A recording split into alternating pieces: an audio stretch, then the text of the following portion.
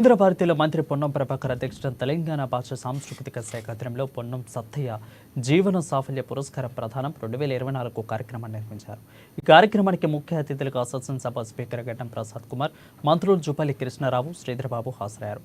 పొన్నం సత్తయ్య గౌడ్ చిత్రపటానికి పూలమాలలు వేసి నివాళులర్పించారు. అదేవిధంగా అనంతరం ప్రముఖ సినీ గేయ రచయిత ఆస్కర్ అవార్డు గ్రహీత చంద్రబోస్, కళాకారులు కొమరయ్య, మొగలయ్యలకు పొన్నం సత్తయ్య గౌడ్ జీవన సాఫల్య పురస్కారం 2024ను స్పీకర్ గడ్డం ప్రసాద్ కుమార్ ప్రదానం చేశారు.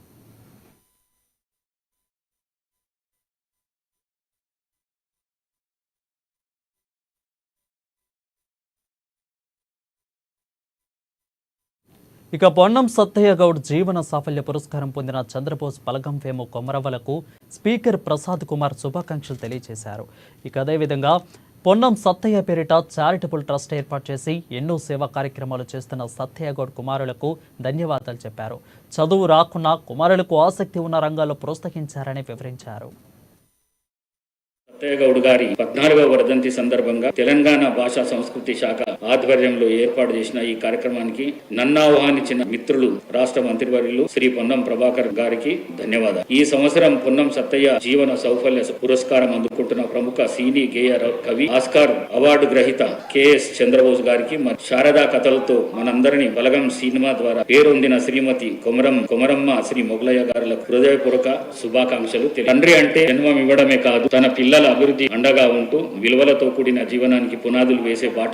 అలాంటి గొప్ప తండ్రిని కలిగిన పొన్నం అశోక్ గౌడ్ గారు, పొన్నం రవిచంద్ర గౌడ్ గారు, పొన్నం ప్రభాకర్ గౌడ్ గారుల అదృష్టవంతులు. పొన్నం సత్తయ్య గౌడ్ గారికి చదువు విలువ తెలుసు. తనకు చదువు రాకపోయినా తన పిల్లలను ఉన్నత చదువులు చదివించారు. అదే విధంగా వారికి ఆసక్తి ఉన్న రంగాలలో ప్రోత్సహించారు. విద్య కంటే కూడా విలువలు గొప్పవని ముందుగా తానే స్వయంగా ఆ విలువలను పాటిస్తూ తన పిల్లలకు, మనమరాళ్లకు కూడా నేర్పిస్తూ వాళ్ళు ఆచరించే విధంగా తీర్చిదిద్దిన సారథి సత్తయ్య గౌడ్ గారు. కుటుంబ విలువలను కాపాడుతూ ఉమ్మడి కుటుంబ ప్రాధాన్యతను తెలియజేస్తూ తన సంతానం అంతా కలిసి జీవించే విధంగా కలిసి ఉంటే కలదు సుఖం అంటూ తెలియజెప్పారు. వ్యవసాయంలో నూతన సాగు పద్ధతులను ఆచరించి ఆదర్శ రైతుగా ఏనాడు ఆయనను తన గురించి ప్రచారం చేసుకొని నిజమైన భూమిపిత్రుడు సత్తయ్య గౌడ్ గారు. కొడుకు పార్లమెంట్ సభ్యుడు అయినా తాను మాత్రం రైతు అని తన వ్యవసాయ పని తాను చేసుకుంటూ నిరాడంబరంగా జీవితం గడిపే సత్తయ్య గౌడ్ గారు ఎదిగిన కొద్దీ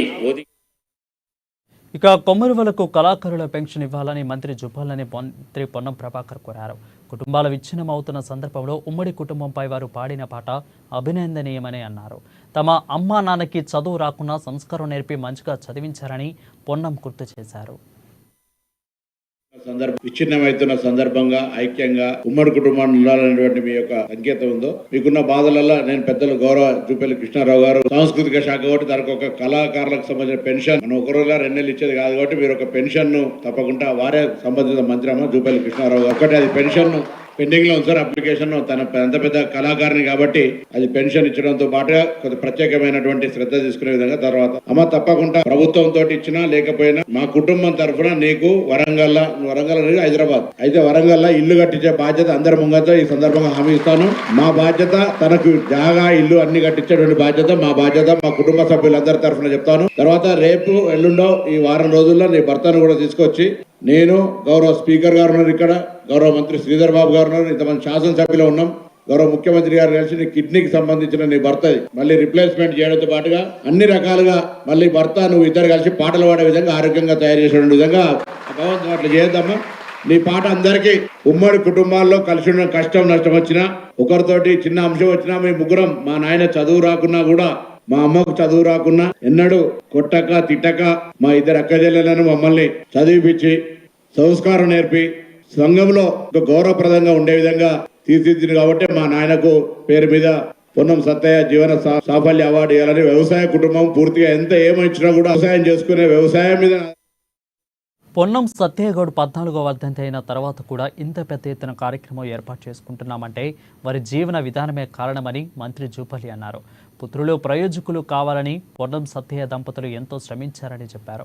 పొన్నం సత్తయ్య గౌడ్ ఉమ్మడి కుటుంబం సంస్కృతికి సాంప్రదాయాలకు నెలవు అని జూపల్లి వివరించారు. పురస్కారం కార్యక్రమం ఏర్పాటు చేయడం జరిగింది. మరి పొన్నం సత్తయ్య గారు పరమపదించి 14 సంవత్సరాల తర్వాత మరి ఇక్కడ కార్యక్రమం ఏర్పాటు చేసుకుంటున్నామంటే ఇంత పెద్ద ఎత్తున అంటే వారి యొక్క జీవన విధానం వారి యొక్క గొప్పతనం మరి ఈనాడు వారిని స్మరించుకుంటూ వారి పుత్రులు ముగ్గురు కూడా ఈ కార్యక్రమం ఏర్పాటు చేయడం జరిగింది. మరి ఈ రోజున పొన్నం సత్తయ్య గారు వారి కుటుంబం అంటే వారి యొక్క దంపతులు ఏ తల్లిదండ్రులను కోరుకునేది పుత్రులు ప్రయోజకులు కావాలని. మరి ఈనాడు పొన్నం సత్తయ్య గారు ఎన్ని కష్టాలు వచ్చినా ఆయన మామూలు రైతుగా ఎదిగి మరి ఎన్ని ఇబ్బందులు వచ్చినా వారు బొంబాయిలో లేబర్గా కూడా పోయినట్టుగా నాకు తెలియడం జరిగింది. మరి అంటే ఆ స్థాయి ఆర్థిక పరిస్థితుల నుంచి అటువంటి పరిస్థితి నుంచి ఈనాడు మరి ఎన్ని ఇబ్బందులు వచ్చినా ఎన్ని కష్టాలు వచ్చినా మొక్కవరి ధైర్యంతోటి పిల్లలకు గొప్ప చదువులు చెప్పించి మరి ప్రయోజకులు చేయడం జరిగింది. సంస్కృతి గొప్పతనం ఈనాడు నా శాఖ కూడా కల్చరల్ శాఖ. కల్చరల్ శాఖ అంటే కల్చర్ అంటే జనరల్ గా ఆటపాటల మంత్రి అనుకుంటారు. కల్చర్ అంటే సంస్కృతి, జీవన విధానం. ఈ జీవన విధానం ఈనాడు ధ్వంసమైంది కాబట్టే ఎన్నో అనర్థాలకు మూల కారణం. మరి ఈ జీవన విధానం ఈ యొక్క సంస్కృతి ధ్వంసం కాకుండా ఉండాలంటే మరి ఈ యొక్క పొన్నం సత్తయ్య గారి కుటుంబాన్ని చూసినప్పుడు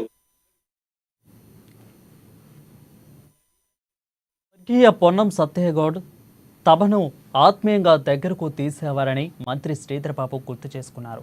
సంస్కృతి సాంప్రదాయాలకు ముందుకు తీసుకుపోతున్న వారి పొన్నం కుటుంబ సభ్యులకు ధన్యవాదాలు తెలిపారు. మొత్తం కరీంనగర్ జిల్లాలో ఉమ్మడి కుటుంబం అంటే పొన్నం కుటుంబమేనని వివరించారు శ్రీధరబాబు. ఈరోజు ఎప్పుడు కూడా మాకు వారికి కుటుంబానికి ఉన్న సాన్నిహిత్యంతో ఎప్పుడు చూస్తూ ఉంటే ఇప్పుడే ఇంతకుముందు పెద్దలు కృష్ణారావు గారు చెప్పిన ఉమ్మడి కుటుంబం అంటే పొన్నం గారి మొత్తం కరీంనగర్ జిల్లాలో పొన్నం ప్రభాకర్ గారు ఈరోజు మంత్రి అయినా కానీ వారి అన్నదమ్ములతోని వారి అక్క చెల్లెలతోని ప్రధానంగా వారి అక్కలతో కూడా ఎప్పుడు కూడా వారు చెప్పే సలహా సూచనలతో పాటు ఈరోజు ఎంత ఎదిగినా ఒదిగి ఉండాలనే కుటుంబ పరంగా ఆలోచన చేస్తా ఉన్న సంస్కృతి ఆ మర్యాదలు తప్పకుండా చెప్తా ఉన్నాం. ఈరోజు పొన్నం సత్తయ్య గారు ఆ రోజు చిన్ననాటి నుంచి విలువలను మరి అమ్మగారితో పాటు విలువలను వారి కుటుంబ పరంగా పొద్దున్న లేవగానే ఎప్పుడు చూసినా కానీ ఈ మధ్యలో నేను ఎప్పుడు కలిసినా ఏదైనా బండ్లో పోతున్నప్పుడు కూడా మా ప్రభాకర్ గారు అమ్మకు ఫోన్ చేస్తాడు. రాత్రో పొద్దున్న చేస్తారు కదమ్మా, పొద్దున్నో రాత్రో ఫోన్ చేస్తాడు. ఫోన్ చేసి ఖచ్చితంగా ఫోన్ చేస్తాడు. చాలా ఒక మంచి నేచర్ అది. అది వారిలో ఉన్న గొప్పతనం అనుకోవచ్చు. వారి ఆశీస్సుల వలన ఈరోజు కిందపడి మీదపడి మళ్ళొక్కసారి మంత్రిగా నిలిచిందంటే ప్రత్యేకంగా వారి ఆశీస్సులు ఉన్నాయి. పైన మరి సత్తయ్య గారి ఆశీస్సులు ఉన్నాయి. అమ్మగారి దీవెనలు నిత్యం ఉంటాయని చూస్తూ ఉంటాం. మా సోదరులు అశోక్ గారు గాని రవిచంద్ర గారు గాని అదే విధంగా మా అక్కలు ఇక్కడ ఉన్నారు. చాలా తక్కువ పరిచయం ఉన్నప్పుడు గానీ వారి ఇంటికి వచ్చినప్పుడు మేము చూస్తూ ఉంటాం. అనేక సందర్భాల్లో ఒక మంచి కుటుంబంగా ఉమ్మడి కుటుంబంలో ఉన్న విలువలను కాపాడే ప్రయత్నంలో ఈరోజు వారు